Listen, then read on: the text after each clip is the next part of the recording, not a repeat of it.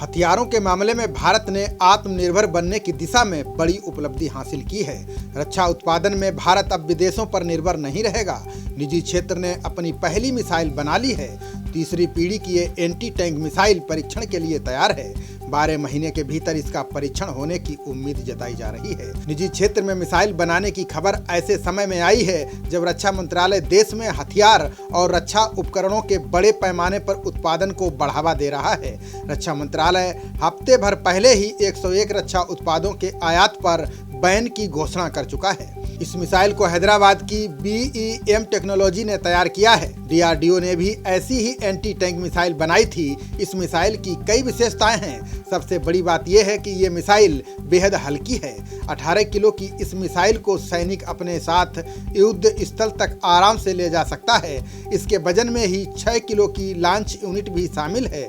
इसे दागने के लिए ट्राइपॉड की जरूरत नहीं है। टारगेट को निश्चित करने के लिए मिसाइल थर्मोग्राफिक कैमरे से लैस है। ये मिसाइल बेहद खतरनाक बताई जा रही है। इसका इंफ्रारेड सीकर किसी भी एक्सप्लोसिव रिएक्टिव आर्मर यानी रासायनिक ऊर्जा से प्रूफ बख्तरबंद वाहन को भी नेस्त नाबूद कर सकता है।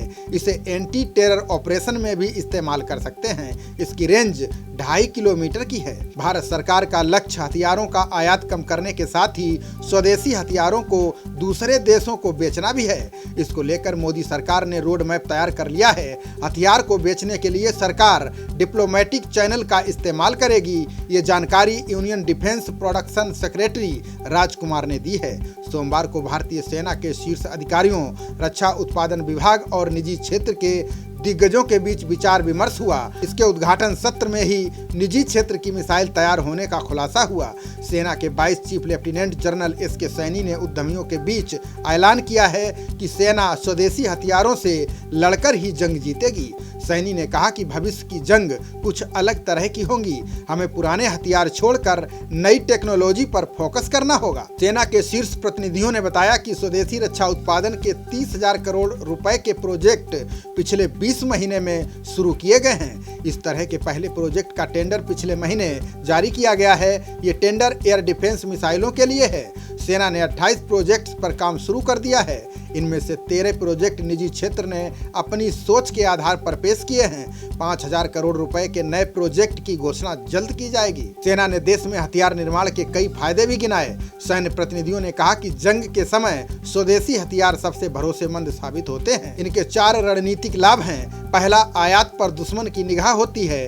देश में हथियार और गोला बारूद बनेगा तो शत्रु हमारे भंडार को जान नहीं सकता।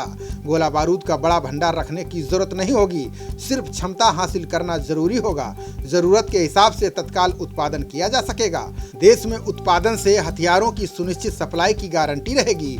आयात पर निर्भरता से दूसरे देश पर रणनीतिक कूटनीतिक दबाव की स्थिति नहीं रहेगी। बता दें कि एक सप्ताह पहले रक्षा मंत्री राजनाथ सिंह ने आत्मनिर्भर भारत पहल के तहत अहम घोषणा की थी।